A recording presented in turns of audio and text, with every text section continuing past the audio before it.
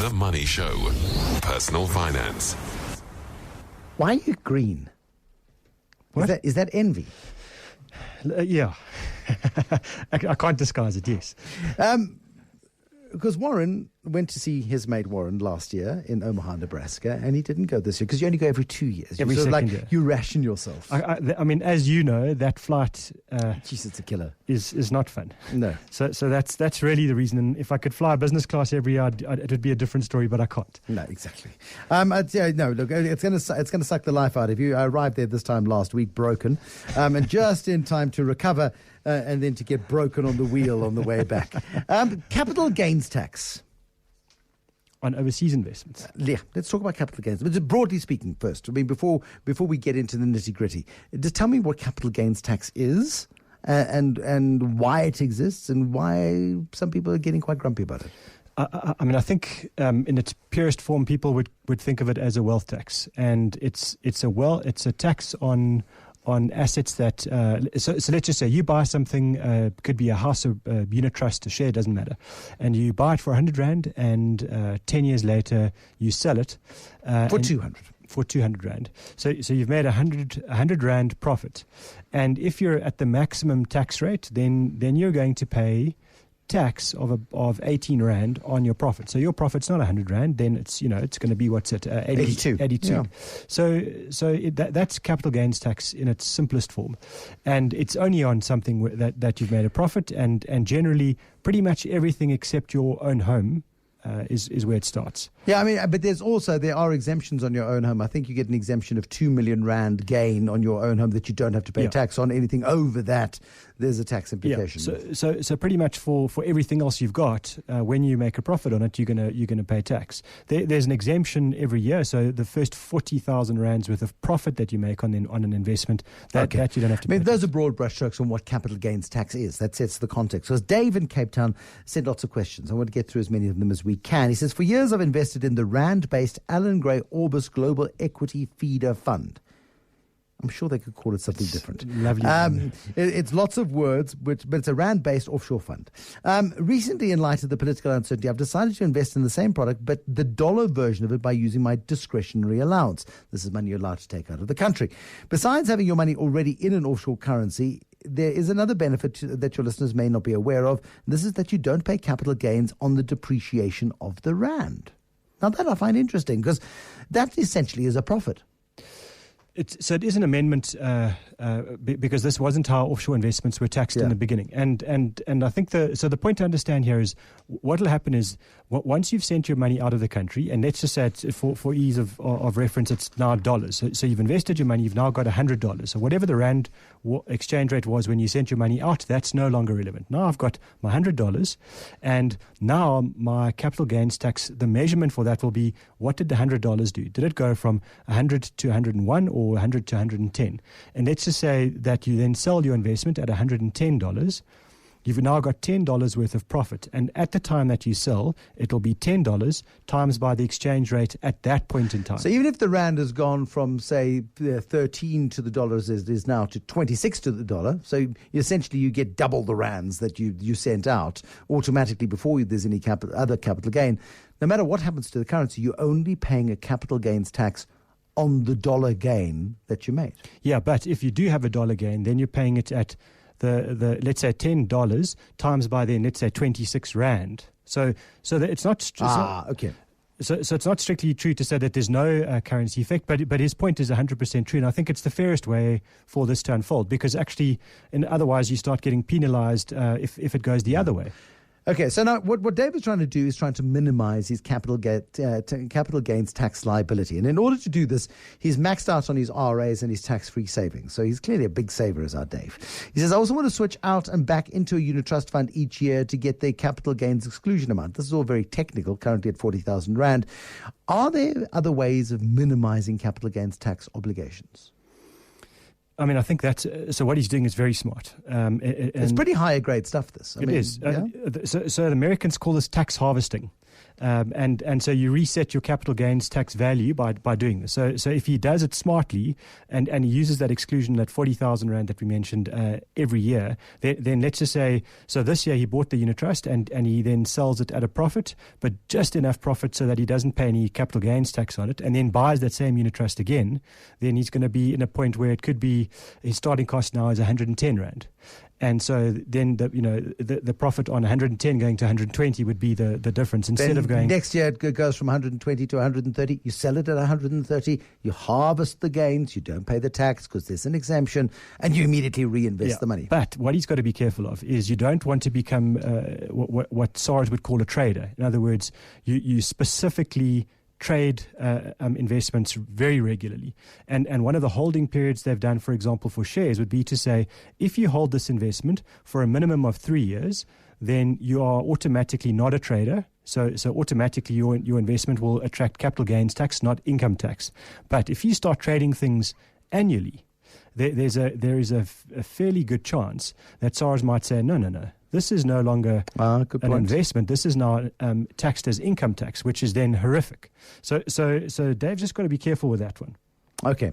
Then I like this final question, part of the triptych of Dave's questions. I'm putting away an amount each month in my young son's name to use when he is older for his education or for setting up a business. I make use of the tax-free savings account as well as unit trusts to do this. How does that work in terms of capital gains? So the important thing here is that it must be in his son's name, not in his own name for his son's benefit, because that's a lot of parents do that. They'll say, you know what, I'm going to run a debit order into an investment for my child, but they do it in their own name because that's just easier. Yeah. The problem is when they sell that investment, they're liable for the income tax or the capital gains tax in their own name. So there's no benefit there to some kind of illegal tax avoidance. So in this instance, create the tax-free savings in your child's name. Great idea. That's the best idea possible. But there is a potential downside to this. You're assuming that you're going to be so influential in your child's life and educate them so well on money, and they're not going to be influenced by anybody else or be tempted by anything else, because on the day they turn 18, they are the legal custodians of that money. They can do with it as they please. Sure. Because it's their money. You can't park it there and expect them to give it back to you one day tax-free because you put it in their name. If it's in their name, they're entitled to it, and they can do what they blimmin' like with it. I agree 100%. Yeah. So I think that is the downside. But to me, my automatic answer always to that question is, if you're not going to do the job of bringing your children up with money responsibility as part of their whole upbringing, then this is a dumb thing to do. But really, that should be part of your job as a parent, is to train. So if you're not confident in that ability, and I put that straight back on the parents every time that question comes up, because to me, I guess there is the argument if your child is, something really unfortunate happens. They're a delinquent kid. There's some kids who come out of really stable families who go off the rails or whatever the case is, and it's potentially dangerous under that circumstance. Then I guess you take action when they're still 17 to then move that money into a trust in their name or something like that. Okay. So while you still have control over... While they're still a minor. And it's not taking it away from them, but then take action there and then, and don't leave it till the very last second. But that would be the view on something like that. But I still think tax-free savings, especially for very young children, is a no-brainer. I know a lot of advisors don't like that option, but I think it's a great one. And I can't think of another way, and I think that was his question, how to harvest that tax more efficiently for his son. And again, it's a tax-free savings account. It's not going to draw capital gains tax, is it? It's tax-free. No. So that's the first one. But then if he's got additional money to save every year, then to me that unit trust route is a good one. And I think, I guess my answer there would be try to focus on investments that have a very high allocation to shares, because he's very much focused around capital gains tax in his questions. But what you don't want to get stuck with is income tax. So at least if you've got a portfolio that's 100% in shares or a massive allocation to shares, then the income that comes out of that portfolio is dividends. Yeah. That's much more tax efficient. And one hopes that actually you don't end up selling that investment for a very long period of time. And by the time that investment or your child is much older, they're getting a lot of dividend income and they don't need to sell, because that's really the ideal. It would be ideal. Tsehofatso Manakana sent me an email. This is my This is your curveball. This is my curveball. Because Tsegofatso is a fan of Warren Ingram. Reading your first book, actually, Become Your Own Financial Advisor. Tsegofatso, you've got to also read the second book.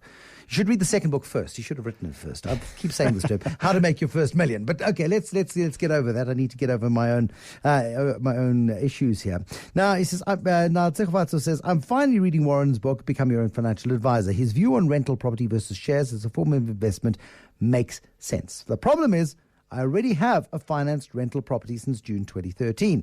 Every month, he's got a home loan of 5,600 Rand. Current levies, about over 1,000 Rand. Current tax rates and taxes, which are going to be increased soon, around 350 bucks. Rental income, he's getting rental income, which is good, of 6,150 Rand, but is down 875 Rand a month. So he's hoping that there'll be a capital gain on this property at some point, no doubt, in the future. But he is losing 875 Rand. His cash outgoings are higher than his cash incomings. And that's one of the things sometimes you have to suck up as a property investor. Now, can you please ask Warren, if we disregard the ability to be disciplined in other types of investments, how do I know if I should let go of the property to invest in other shares or not? What calculations do I make? Is there a formula I can use? Have you got that? Yeah.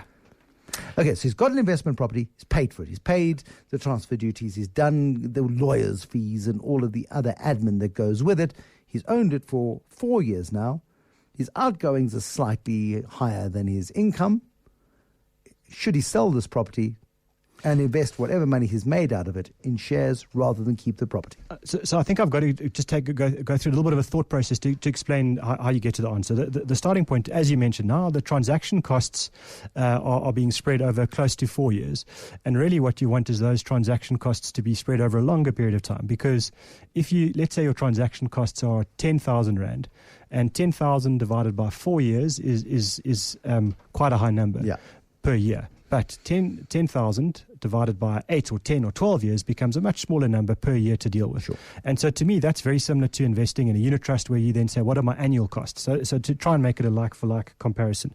So I think my instinct always is once you've made a purchase decision, you want to hold it unless it's a really bad investment. So now, how do we determine whether this is a really bad investment? And to me, what I would look at, and he's done a nice calculation in terms of saying, what are the running costs? It's not just the mortgage, it's all the other costs as well. Yeah. And then you take that, you times by 12. And the time of chasing the rent and, going to change the light bulbs and, when there's a change in tenant, getting it cleaned up. There's time and there's cost associated with that as well. Agreed. Yeah. But I also think he's probably paid his school fees already now. So he's 4 years in, he's learned how this works and doesn't work, etc. And he's still got tenants and he's still paying off the mortgage. So what I would look at there is that net that net rent that he's getting. So if you said, okay, so I'm getting that 6,150 Rand a month, what I would do with that first is deduct the levies and the tax just to figure out what's the net rent. Forget about the mortgage for 1 second, and then figure out how much is that, if you times it by 12, how much is that in relation to the value of the property at the moment. So in other words, if that total amount, and let's just say it's 7,000 bucks, 70,000 Rand a year, is that, how does that relate to the value of the property? So if the value of the property is 700,000 Rand, you're getting a 10% yield. 10% yield. That means it's a quality investment. The fact that he's losing a little bit of money every month is as you say, that's the downside of property, but the rent will go up with inflation, which means somewhere along the line he's going to be earning more than he's paying out. So 10% yield, great deal. But if it's 2.1 million Rand, then all of a sudden it's not such a good investment, and the yield's going to take a heck of a long time to get closer to that percentage that I like. And to me, I look at it around, for a residential property, I look at a yield of around about 8%. Okay, so as long as you're getting a yield of about 8%, but even then I would caution against a knee-jerk sale of a property so early on because of the costs, as you mentioned. You've got to be monitoring what's happening to property prices in the area, looking at comparable properties. What sort of growth rates are you seeing? When you look at the estate agents' windows and they say this property was bought at 500 and now it's selling at 700 and it's 4 years later, you've made a good gain over that period of time. Are property prices in that area continuing to rise? Is there, a drug den opened around the corner in the last 2 years that could affect property prices into the future? Whatever it might be, you've got to get some sort of idea as to where the value of this property is going before you panic into selling it. But I mean, if he's listening, he might fall off his chair because he knows I wasn't the biggest, and I'm still not the biggest fan of residential property. But what I would say is most likely hold. Plain news jingle, I can't speak. Oh, hold on a second. Get my breath back. Warren Ingram, Galileo Capital. Thank you, Warren Ingram. You took my breath away.